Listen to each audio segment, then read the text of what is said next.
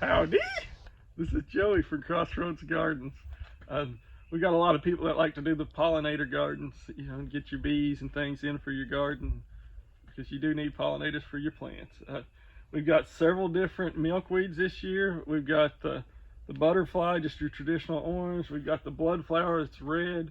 We've got a showy milkweed, a swamp milkweed, a milkweed mix that's got several different colors in it. And then we've got just lots of different herbs, like we got the tansy, that'll be good for the pollinator. The yarrow, we got echinacea, the catmint. If you've never seen catmint, you ought to look up a picture of it. It is beautiful, just loaded with flowers, and it'll grow on a hillside. It'll grow about anywhere and creep around. Then we've got more yarrows. We've got the bee balm monardos. We got Roman chamomile that has lots of leaves. Orange calendula. We got 2 or 3 different Augustosh mixes. Wild marjoram, that's another one. And we've got a lot more. I just can't think of them all off the top of my head. But if you're needing something, if you're wanting to do a pollinator garden, we've got the things for the butterflies, for the moss, and for your bees and your hummingbirds also.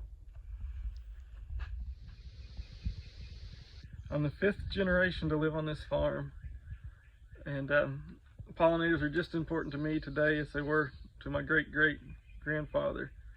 Here's my grandmother Charlene to tell a little about the bees on the farm. I'm Charlene Mosier. I'm 3rd generation on the farm. When I was a child, my mother and father owned a farm next door to my grandparents' farm. And we raised cotton and corn. Yes, back in those days, we even raised cotton. There was a lot of cotton raised in this country then. We had our huge gardens, and we pretty much raised everything we ate. And my grandparents had bees.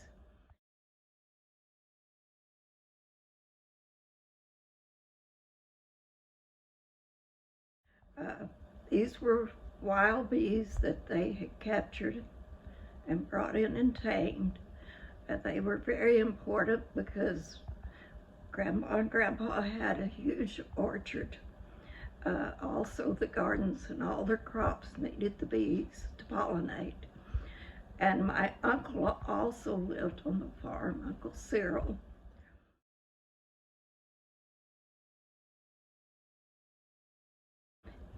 And he was a very patient man. And he would go out and he'd sit by the stream and he'd watch the bees come in and water. And then he would follow them until he found the bee tree. And then we would have a family gathering of cutting down the bee tree. My father would help. He was very, very afraid of the bees.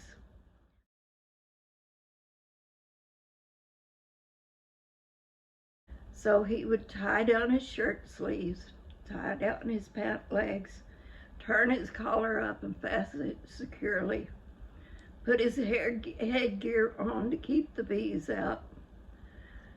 My uncle would come. He was not afraid of the bees. He was very calm. He would come in and start capturing them to put them in the hive so they could save and they'd get the honey. But even though my dad was so careful, never failed, he always got a bee under his clothes somehow. And he had all these strings to untie before he'd get out, so he always got stung. And it was a big joke in our family that could not rob the bees without Dad getting stung. But the bees have always been very important at Crossroads Gardens. Thanks for watching. Follow us on Facebook, YouTube, Instagram, or crossroadsgardens.com.